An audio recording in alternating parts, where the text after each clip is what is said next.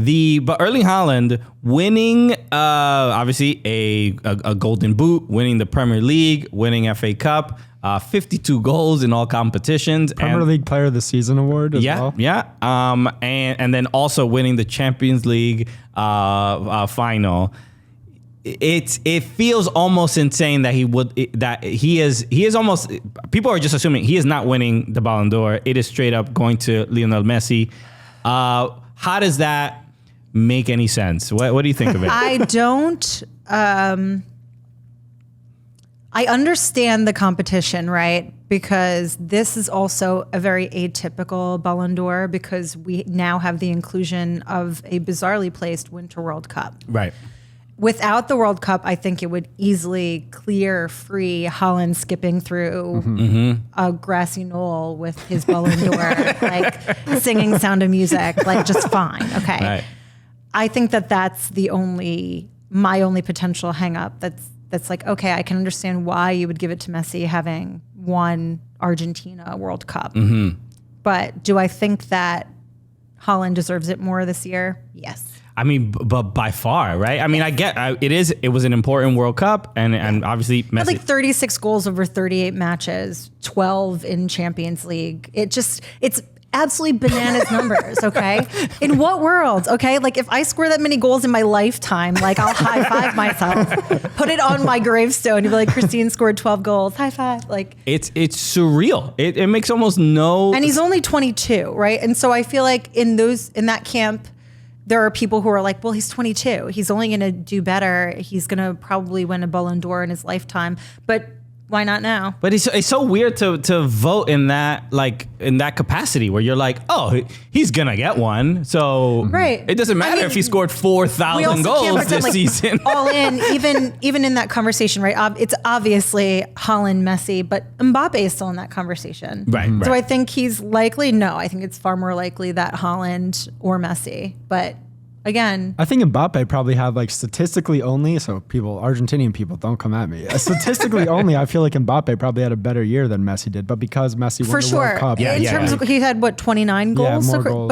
So like for sure, domestic play, more goals. Mbappe hasn't won one, right? No, he's not, but he's also pretty young as well. He's also 23. Yeah, he's a baby. Yeah, it just feels like I get the winning World Cup is significant and important, but the emotion can't overtake. It depends on how you weight things, right? And so I think that's largely dependent upon the voters' perception of things, right? For me, like you just won a treble. You're 22.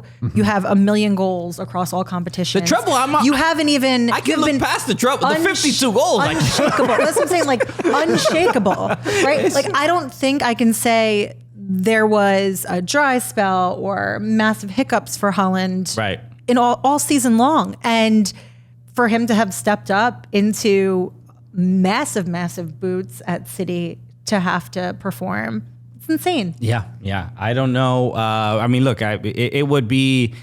Would people be upset if Messi didn't win it? Like that would be so odd to me, given the data, the just insurmountable data of Erling Haaland's season. So I think it's a fair debate, but it highlights the incongruency of like how you should vote for this realistically. Right. Or if we're just going to give the Ballon d'Or to a GOAT, okay, just hand it to Messi. Right, let's call it what it is. Yeah. I'm okay with that. But for me, it's Haaland's this year. Exactly. Because if this Ballon d'Or feels like the what is the award that they give at like the Vanguard award, like you're one of the OGs. Yeah, lifetime achievement. And that's what this feels like for if Messi. They were to give it to Messi. I was going to say too, the Europeans, now that Messi's in MLS, you will have to like pry it out of the Europeans' hands to have Inter Miami written across the Ballon d'Or stage. It's not happening. Do you know how delicious that would be? It would be so good. It would be so good. The pink flamingo logo. I want that, and then I want them to run clips of him playing at Yankee Stadium. Yeah.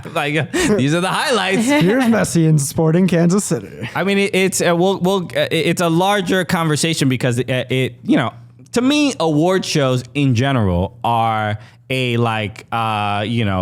very public, let's all stroke each other because it's like, I remember there was some actor or somebody who won an award and they were like, the award is in the the work that you already did, the money you made, the plaudits, you already got all the fame and everything. Like now we're doing an award show. In sports, it seems even more ridiculous because you already hit the buzzer beater. Everybody carried you out of the stadium, and they're like, no, we need to have an award show so that we can praise them a little bit more. So a lot of times, award shows overall they're for the industry. They're for the industry to highlight its its business and stuff like that. So that's why them giving a Ballon d'Or to an MLS player, UEFA's like, no, wait, how do we make this beneficial to us? UEFA would have sweaty palms, just breaking out in full body hives.